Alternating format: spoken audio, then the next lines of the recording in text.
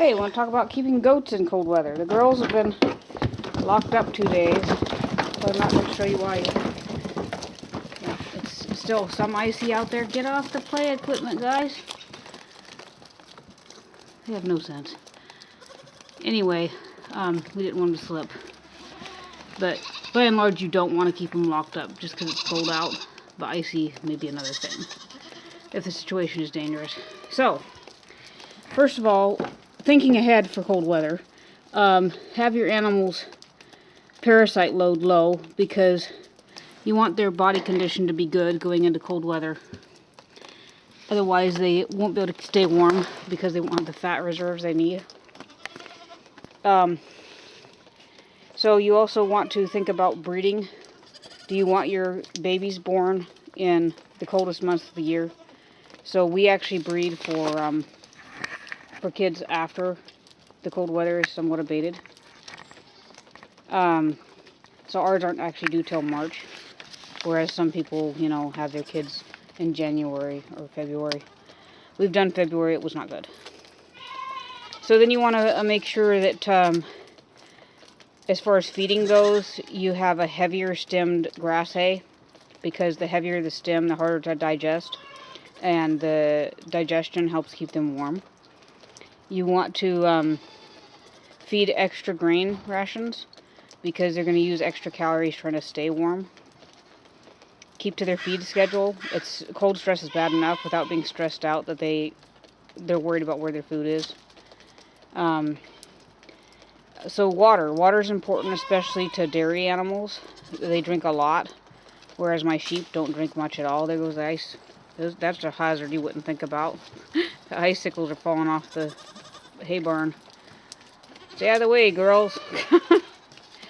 And so make sure that you give extra water and bring lukewarm if you can, so that they're able to not bring their body temperature down by drinking cold water.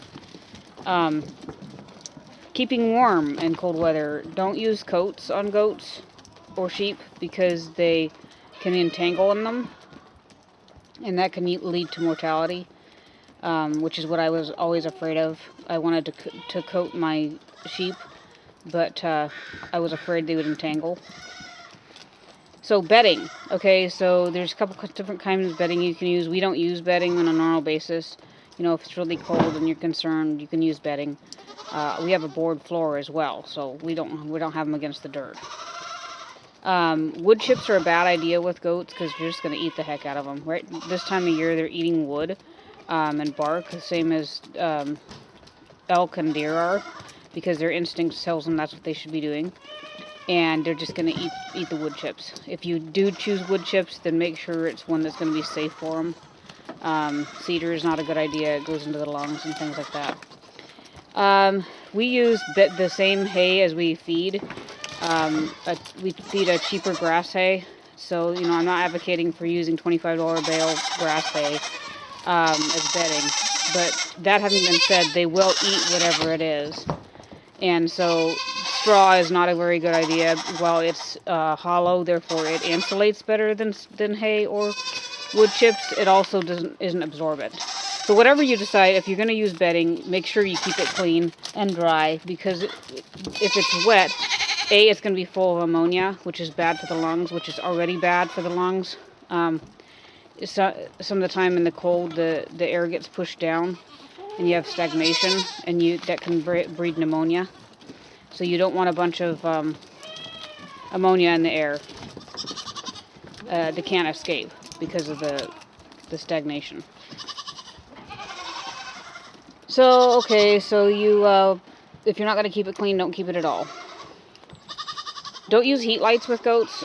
We use heat lights only briefly during birthing in really cold weather.